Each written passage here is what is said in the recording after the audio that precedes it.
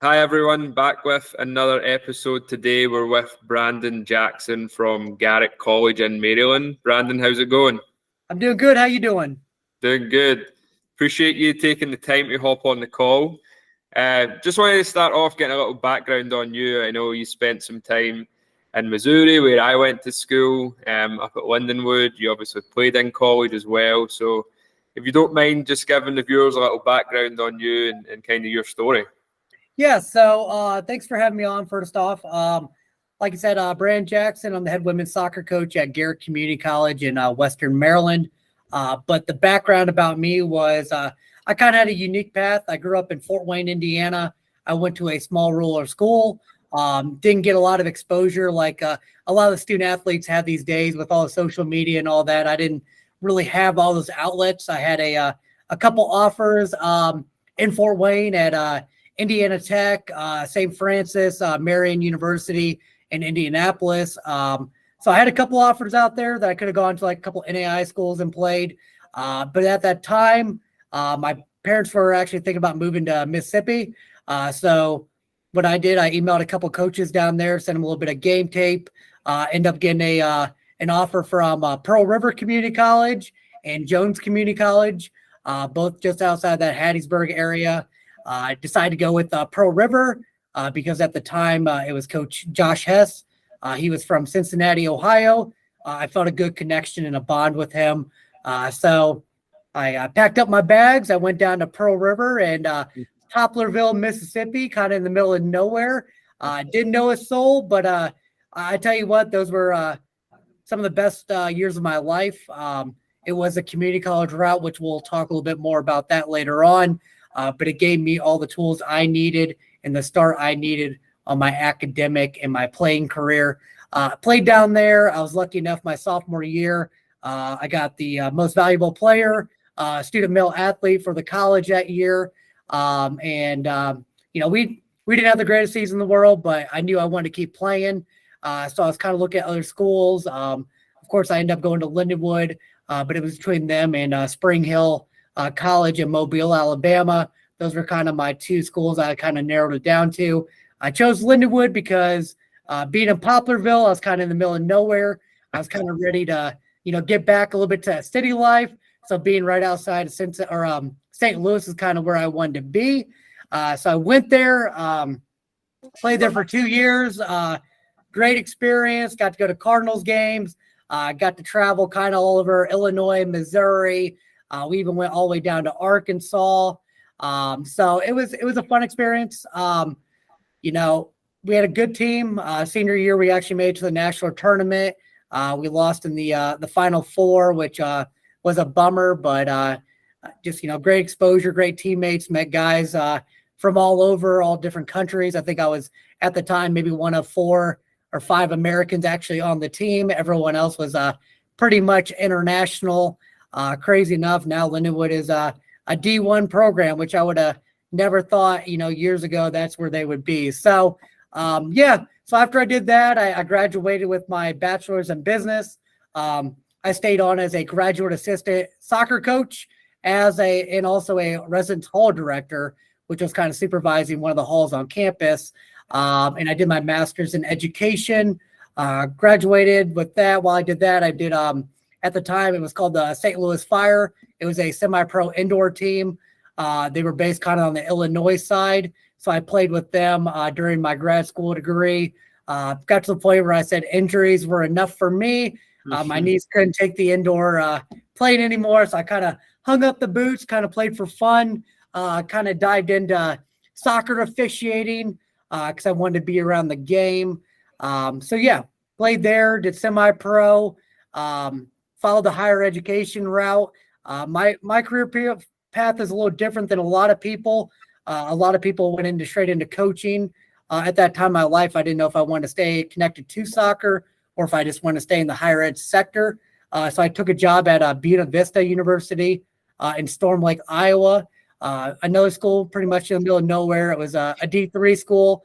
I was a hall director full-time, but I helped assist the men's soccer program there at Buena Vista for my year. Then I went down to Sam Houston State University, worked in the housing sector and student affairs. helped out with the women's club team down there for Sam Houston State. And then at that time, my mom got breast cancer, so I wanted to be closer to Indiana. So I kind of stopped everything, went and worked at the University of Southern Indiana, down there in Evansville for 2 years. Worked in the housing field, got away from soccer all the way. I just wanted to make sure mom was good to go. But during my time there, I knew I wanted to be around soccer. That was kind of my calling. You know, I'm a man of God, you know, praying about it. Garret College had a unique position kind of open up here. They were looking for someone to be a activities coordinator with the hope of a soccer program coming in the future. You know, they couldn't guarantee it, but they said there's a good chance that it would actually happen. So I kind of took a leap of faith. I came out here. They kind of improved. Actually, they approved the program, but then this wonderful thing called COVID happened. So everything got delayed as they were like, we can't even imagine starting a new program or anything because we don't know if we'll get back to in-person classes or whatever's going to happen during these crazy times. So I patiently waited. They extended my job. I actually kind of moved up here in the college. Outside of the activities world, I got all the way up to assistant director of student development. And then, of course, once the women's soccer program got announced last July of 2022, I moved over to the athletics side. So now I am preparing for next fall, being the first year. So, you know, a lot of people, you know, I've met a lot of coaches in the world. You know, some of them probably look at me like, oh, this guy doesn't have all experience. But, you know, I always tell people, define experience. You know, you taking a couple more classes than me, that's fine. You know, but I also believe with the coaching side, not only knowing the game, a big part of it is knowing the student athlete, which, you know, we can talk about, you know, what is everyone, you know, what do you feel like, you know, are your strengths when it comes to coaching? So not the craziest, sexiest, if you want to call it coaching path in the world, but, you know, I believe in this world, as any job is, it's not necessarily what you know, it's kind of who you know. And I've made some great connections. I still keep in touch with a lot of people. Very blessed that Garret College gave me the opportunity that maybe a lot of schools wouldn't give me to start this program. And I'm thrilled for fall to come. Yeah, no, I appreciate it. And you know, you touched on a lot of different areas there. So I appreciate your insight and your thoughts. Just wanted to hop back. You mentioned Lindenwood becoming Division I. So actually, when I came out to the States, I went to school at William Woods in Missouri, which is an NAIA, and Lindenwood were a D2 then. So what were they when you were associated with them? And we can maybe give some prospective players an idea of the different levels, because obviously, you know, we've saw a transition to D2 to D1. So what were they when you were involved? Lord, so this is going to age me a little bit here, but when I was there, they were actually NAIA. Okay. They were in the process of moving up to Division II. Now, I would have thought a million years they would have been Division I. I thought they would have kind of stopped there, but they're D1 now, and they're kicking butt and taking numbers. But you know, back to your question, you know, every student athlete, you always talk about these different levels of am I D1, D2, D3, NAIA, JUCO. You know, at the end of the day, I knew myself once I left Pearl River that I was following money, but I was also following where I felt like I could have solid playing time right away. Yep. That was my goal. I knew I wasn't going to probably go professional, and I was okay with that. I loved the game. I wanted to stay in shape for a couple more years. I wanted to experience something totally new that I never experienced before. So when I was looking around different schools, I did my research on rosters. I was contacting the coach, setting up phone calls, you know. I was a little different because I was all the way down in Mississippi, so I didn't actually get to go on campus for a tour. Now, they offered, of course, but, you know, I was a poor college kid, and I just couldn't get in my car and drive southern part of Mississippi all the way up to Missouri. So mine was unique, but I felt a connection.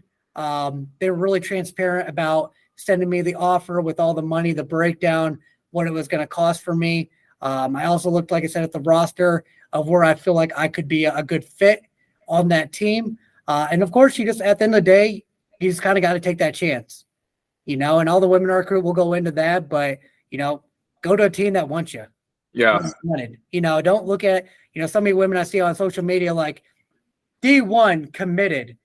And it's like, okay, congratulations. You're going to a D1 program. Well done. Well deserved, but, are you going to play?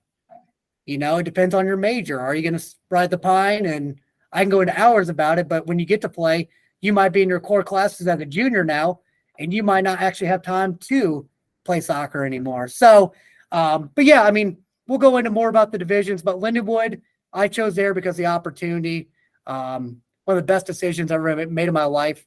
It's NAIA. To some people, maybe that's not the glorious conference, but I tell you what, I call NAIA the non-American International All-Stars. That's because like I said, one of 5 probably Americans on the team. But I got to play with a lot of guys from Spain, Germany, Portugal. A lot of guys came from Mexico, that Arizona area. Yep. So I got to experience diversity, learning cultures from other student athletes, teammates from all over. I will agree that some of their food was amazing, but some of it I was like, Lord, you got to turn on a fan. I don't know what you're making over there. And that was my buddy Murat. He was from Turkey, but Lord have mercy. Whatever he was cooking, I just couldn't eat it. But anyways, good exposure. The memories were there. So I always tell people, like, don't just look at the stigma. I got to go D1, got to go D2. NAIA, it was great competition across the board. All the teams we played were highly competitive, and I just enjoyed it. Yeah, and that's exact same for me. Obviously being an international, I went NAIA, and I think, our starting 11, it was either 9 or 10 were international. You maybe had 1, 2 Americans in there, but for a roster of maybe 24 to 28, I would say 80%, 70% were internationals, whether it's due to eligibility, age, whatnot. But I think that's a nice segue into kind of what I want to talk about next, which is the junior college route. So, we work with players a lot. We hear a lot, kind of what you just mentioned, Division 1 or nothing, right? But there's so much options out there that might be a better pathway, where it's financial, playing time, like you mentioned. So kind of give us your perspective on the junior college route, why it's good, why people get a lot of success from it. Just kind of your overall view on the JUCO route, I suppose. Well, I mean, the big thing I would say is, I played all through high school, had great accomplishments. I could have gone to a 4-year, but me as a player, I was selfish. And people are like, oh, what do you mean by selfish? I was like, I wanted to go somewhere I could play right away. I knew I needed developed. I knew I was kind of raw. I was faster than 98% of the people I ever went against, which is good, but I need to work on the touch. I need to work on understanding the game better. Also, like Gary mentioned, the cost was a big thing. A lot of junior colleges, they have tuition waivers. If not, they do have scholarships available as well. So going down to Pearl River, I was able to get a full ride. I just had to pay for my books. I can't turn that off or down. Whereas, if I would have gone to a private school there in Fort Wayne, I could have probably got, been a commuter and, had partial scholarship, but I would have probably paid a lot more money than, of course, free. So I knew I wanted to play. I knew I needed a smaller school. I went to a small school. I couldn't imagine, being at an Indiana University or a Purdue University where there's 30,000 students and you're walking through campus and you're looking at your map like, oh, where's this class at? Or you're in a hall of, 50 people or 100 people and you don't know a soul. I was always a small town kind of guy. I work at a small school now. I like to build relationships and connections. I also knew this there. I was like, I wasn't the smartest guy in the world. I didn't apply myself really in high school. I kind of just went to class, got work done last minute. So my GPA showed. So to get in a lot of schools, I probably had the bare minimum at that time. I probably would have had to take prereq classes just to get into that college algebra 101. So I went to the JUCO route because they're all open enrollment. So I knew I could get in no matter what.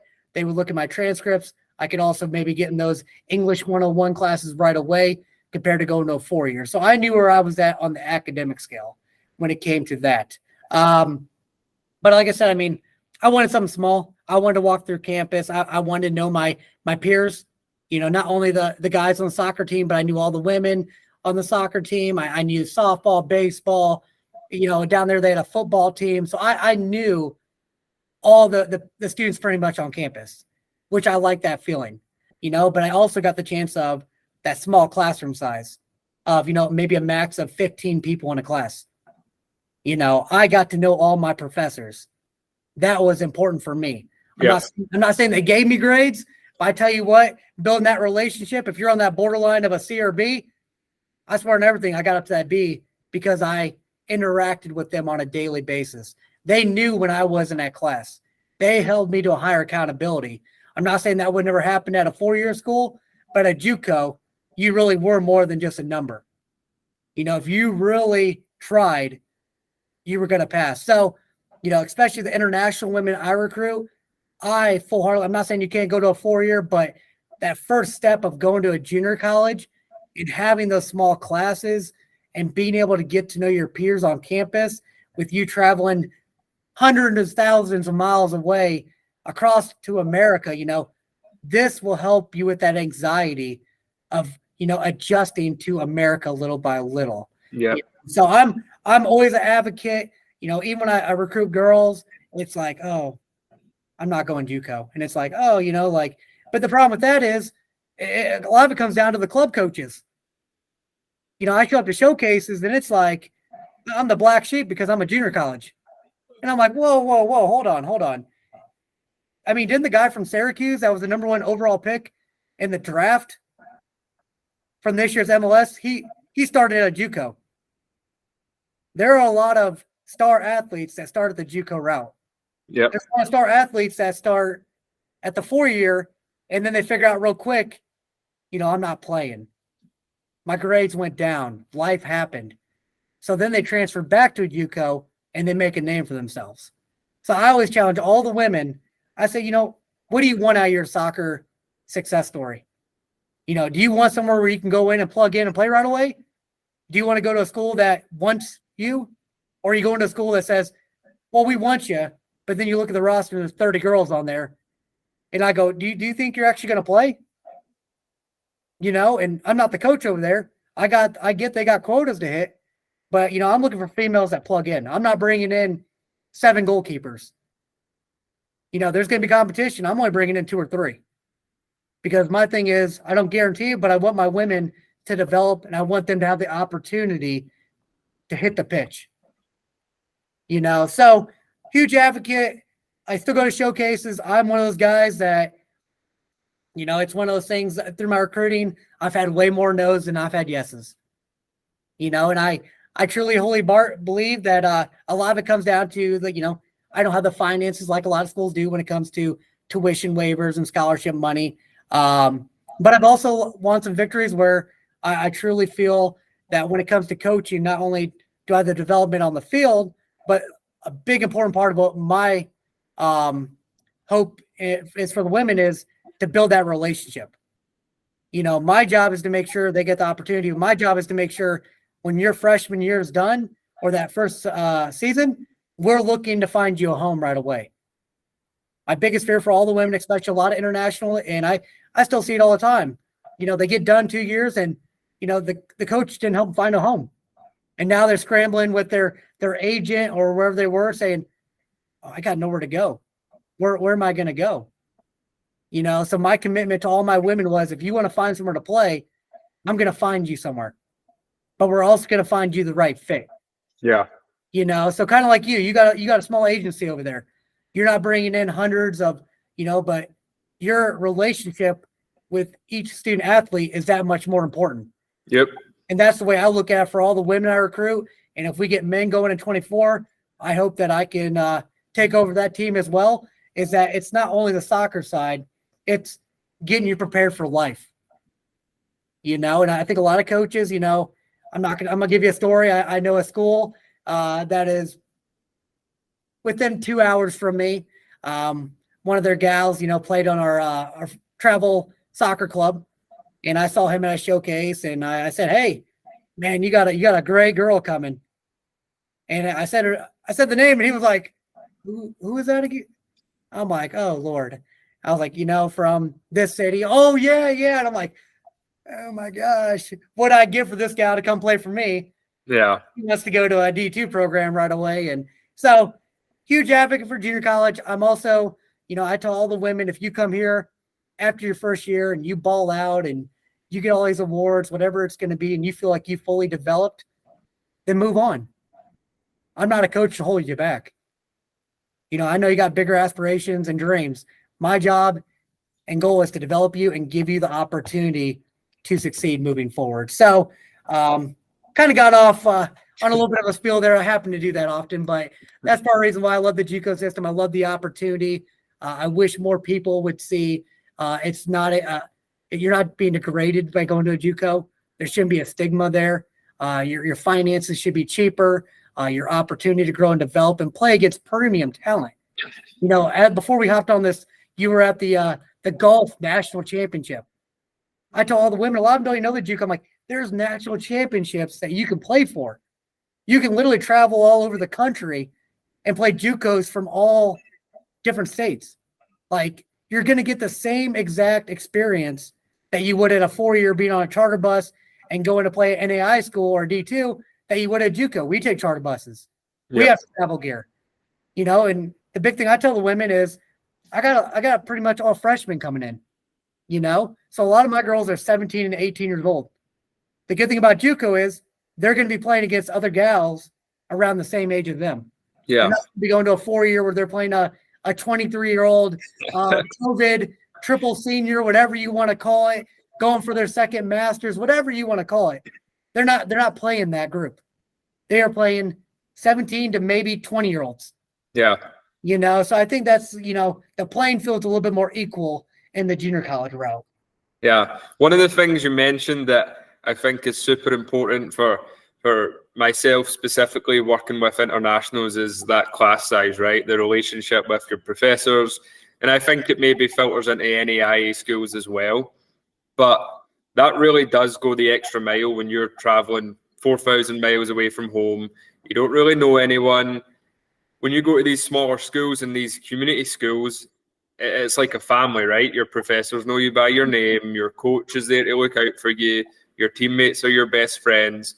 So it's really a great stepping stone for you initially coming over from another country and being able to just fit right in. If you go to, I went to William Woods, 20 minutes away. It was Mizzou, 40,000 students. Yep. If you go to a school like that, your professors don't know your name. They don't care if you're not at class. So I think from everything we kind of spoke about, there was a couple other points I really liked.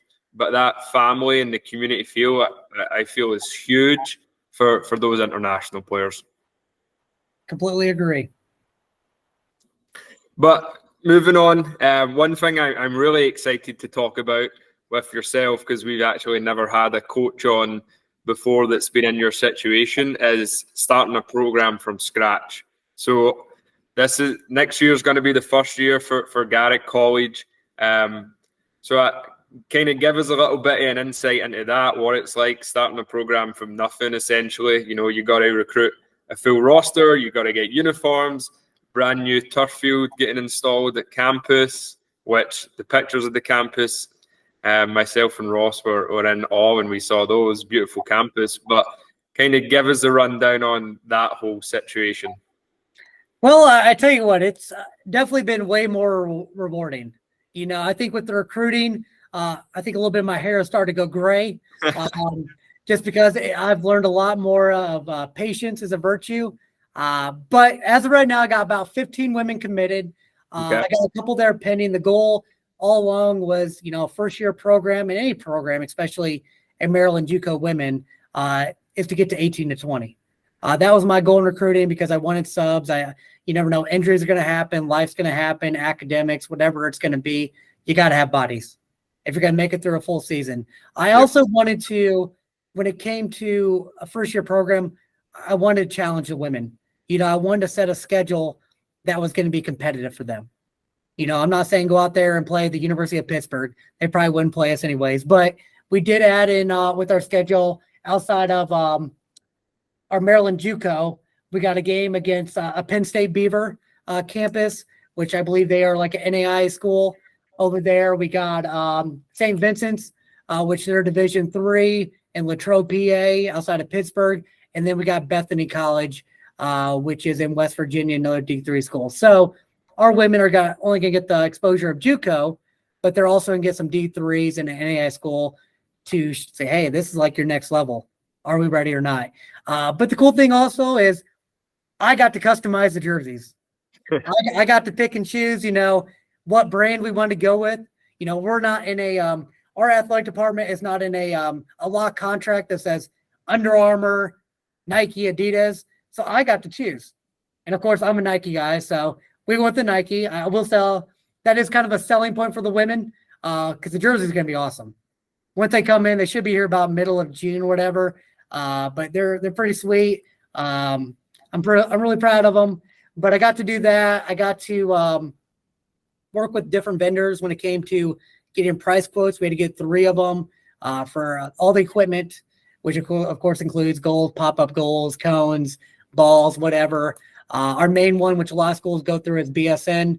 It's very hard to beat their prices. So usually we go with them for a lot of the equipment. But I got to be in the meetings for the turf layout. A lot of these people are not really soccer minded. So talking about tactical areas on the field and all that good stuff, they didn't think about that. They didn't think about, they thought a little bit about lining the pitch and all that kind of stuff. So I went through it, the whole process. I will say, the pitch of starting a new program usually is a little bit more appealing to a male than a female. Women are kind of like, okay, well, what are your majors? How much is it going to cost? I'm like, oh, you're going to be part of the first team ever. And they're all like, and I'm excited. And they're kind of like, oh, okay, that sounds cool. And it's like, man, the energy just drained. But, guys are like, oh, man, like if you get guys, you let me know. But women, I will say, I'm excited. I got a great group of gals coming in. Oddly enough, numbers are huge. Don't get me wrong. But I did turn down 2 gals. And you're probably like, why did you turn down 2 gals? Because I'm big on the relationships. I talked to the coaches. The coaches gave me an insight of what kind of player they were. I'm trying to build a foundation here. I'm trying to set this class up for the following year of 24 to 25 to 26. With that being said, I'm trying to get the right gals become part of this right program here.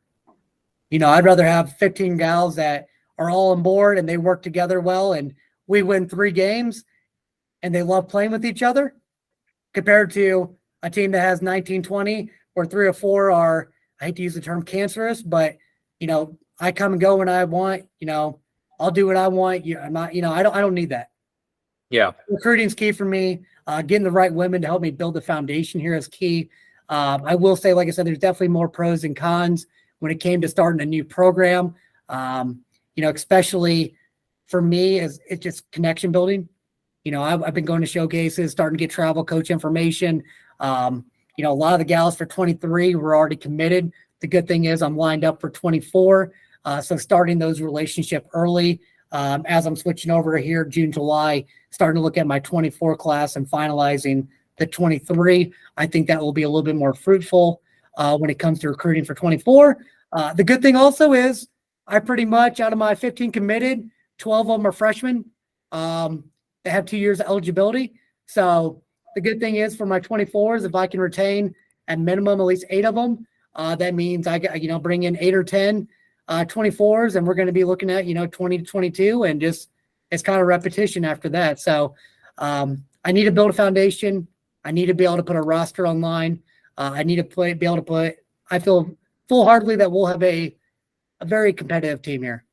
Yeah. I tell all the women, I'm not in this just all right, we have a team. Let's go out there and have fun, ladies. Like, no, we're not doing that. We're going to compete. But at the same time, I'm not going to run them to the ground. I'm not a yeller, not a screamer. I feel like there's an educational way to teach the women. I've lost out on women this year that, they're in my backyard, but, they've had a coach who just screamed at them their whole life in high school that I talked to them, they're just burnt out. Yeah. They don't even want to play. And I'm like, oh my gosh, you're an incredible player. You should keep playing. So I think there's a right way and a wrong way when it comes to coaching. I don't know everything. Don't get me wrong, but my approach is, if I got an issue, let's talk about it. I don't need to scream your head off. So I think that kind of eases the women that I have committed. But I also told all the women I committed, like, for me, it goes beyond the pitch. I want this to be a lifelong friendship, relationship, whatever you want to call it. that I'm not your father, but I'm a mentor. I want to make sure that you are figured out what you want to do in your life. So if you want to call me a soccer coach and a life coach, I'm okay with that. That's kind of my goal when I recruit all the women. I said, yeah, if you're not going to class, you ain't playing. I want to win, but if you skip all the classes, I mean, come on. Then all the other women start skipping classes. Then you put me in a bad little place. So, just finding the right women has been not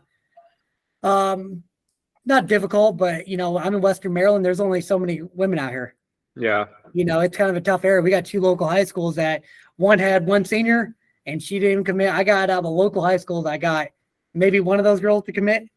The rest are kind of like local high schools in Maryland. Got a couple international gals, got a couple out of state girls. So this year has all been about networking, building those relationships with the travel coaches, also figuring out, being first year, where I want to go next year to spend my time, and also, figure out places that really didn't do me any good on the road. So it's a lot of learning along the way. I've been blessed enough that I've had a couple coaches that have kind of been a little bit of a mentor to me when it comes to advice, picking and choosing their battles. And, so I'm excited. But it's all new, man. It's that turf. They're moving dirt right now. It's going to be done by August 1st. Okay. Everything's going to be state of the art. We just got approved for literally, I think it was like a $5 million lighting project. So we're going to have brand new LED lighting. We're going to have the quick goals. I mean, it's going to be top notch. I just found out there could be potentially next summer starting on a huge field house, which would have 4 coaching offices in there. So that would be men's and women's soccer, couple locker rooms, a weight room, 2 indoor basketball court length turf fields. So Garret College is definitely on the rise when it comes to facilities. We're actually one of 2 community colleges in the state of Maryland that offer on-campus housing as well. So I believe once we get this turf, the uniforms, hopefully putting together a solid squad, having that field house, I tell you what, Darren, we're going to be the big dream is, make it to the national tournament. Yeah, you got it. I'll have to come up and visit once that's installed. Hey, you're more than welcome. We got the lake here. We got the ski resort. So if you want to get out of sunny Arizona and escape, but I tell you what, man, I'm excited. I'm not trying to waste my summer or go by quick, but I'm trying to fast forward to the fall. Yeah. I'm ready for the gals to check in. I'm ready to get that first preseason kind of meeting going, and we hit the ground running. They check in on August 18th. We got our first scrimmage on the 24th. And then we go into JUCO play on the 29th. So it's going to be boom, boom, here we go. Ready or not. So it's definitely, I will say this, is probably starting a brand new team from the ground up is probably something I don't want to do every year. I've had my fun doing this. If we get the men's team, that will be another scenario where we'll have to start up, but I'm okay with that.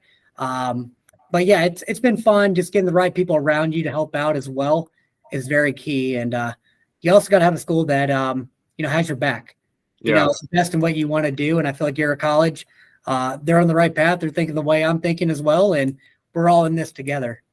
Yeah. I think the big thing for you, just with our relationship and how I know you as a coach and as a person, the main thing, starting your own program has been able to install that culture, right? So how you want, kind of like you mentioned, how you want the girls to be, how your coaching is going to be. If you maybe go into a program that a coach just left, there's going to be players that had bought into his culture, into his philosophy, whereas you have the opportunity to just implement it how you want it.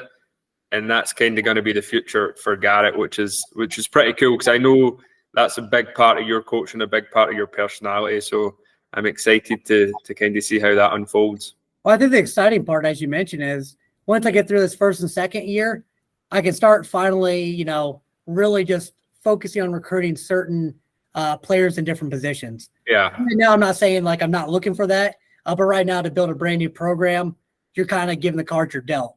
Unless you get lucky and you're able to get, the 4-5s that you want, the 2-3s, whatever. But right now I'm looking for women that can play multiple positions on the field. Of course they have their perfect position, but at the same time, you might get a little bit out of your comfort zone and, you might be a 7-11, but shoot, I might have to play you at the 9, or I might have to drop you back two or three just to figure out what kind of formation we're going to run. So right now, it's recruiting a little bit of everything. But I'm hoping and praying, by that 25 season, and as we move forward, if I know the gals are coming back, I can say, hey, Darren, man, I need that center back. What do you got? And really start focusing on those positional players. Yeah, love it. All right, just kind of moving on from that, talking about 24s, 25s. By that point, you'll be moving some players on, hopefully, to 4-year programs. So what's kind of your method on that? How can you, at Garret College, successfully move players on? Obviously here at Elite Athlete, we help our players move on. So if we place them at a junior college, we'll help them move on to a 4-year. But in those situations, we got to work with the coach of their program. So how do you kind of work it? And obviously you've not done it yet, but I know individually you've done it as a player. You've been around the game long enough. So what's your ideology on how to successfully move players on from Garret College? Yeah, so what I would do, as I mentioned before, I'm not waiting. I'm not going to wait until their sophomore year. When that fall season is done, of course, we're going to have weekly check-ins and all that, but I really want to have intentional conversations with the girls or the guys, whatever it's going to be, talking about what kind of school do you want to be at? What kind of fit do you feel like? And then, exploring different options. We also need to talk about the financial side. I don't mind. I'll call any coach you want. I can send game tape. All of our games will be recorded, so they'll have clips on their experiences here at Garret College. My thing is to figure out, does that school have your program? My job also, Darren, is, a lot of high school kids or international, whatever you want to say, they go to college and they have no idea what they want to major in. They're trying to figure out life so quickly as a young adult, 17, 18, they have no idea what they want to do.